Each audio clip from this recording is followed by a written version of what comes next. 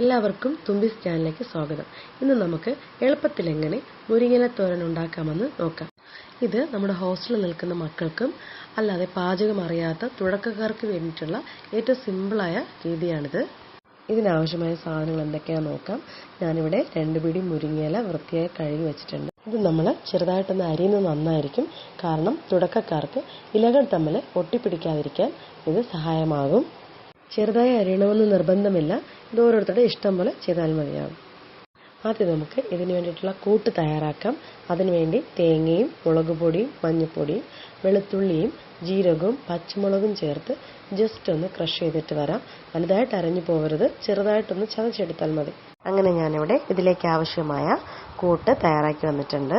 ഇനി നമുക്ക് അരിഞ്ഞു വെച്ചിരിക്കുന്ന മുരിങ്ങയിലേക്ക് ചെറുതായി അരിഞ്ഞു വെച്ചിരിക്കുന്ന സവാളയും ചതച്ച് വെച്ചിരിക്കുന്ന തേങ്ങയും കൂടെ ഇട്ട് കൊടുത്തിട്ട് ആവശ്യത്തിന് ഉപ്പും കൂടെ ഇട്ട് ചെറുതായിട്ടൊന്ന് ഇതിനെ മിക്സ് ചെയ്തെടുക്കുക.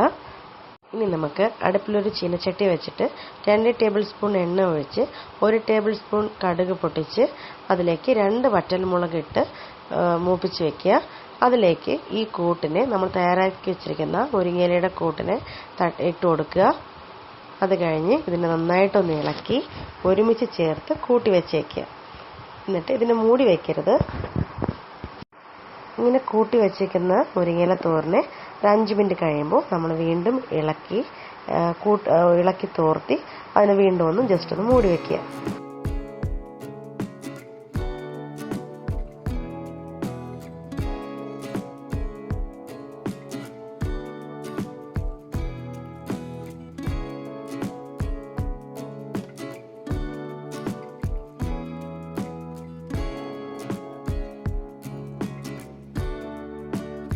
നമ്മുടെ മുരിങ്ങയില തോരൻ റെഡി ആയിട്ടുണ്ട്. ഇനി നമുക്കിതിന് സെർവ് ചെയ്യാം. ഇത് വളരെ സിമ്പിളാണ്. എന്താണ് നിങ്ങൾ ചെയ്ത് നോക്കിയിട്ട് ഫീഡ്ബാക്ക് അറിയിക്കാൻ മറക്കല്ലേ.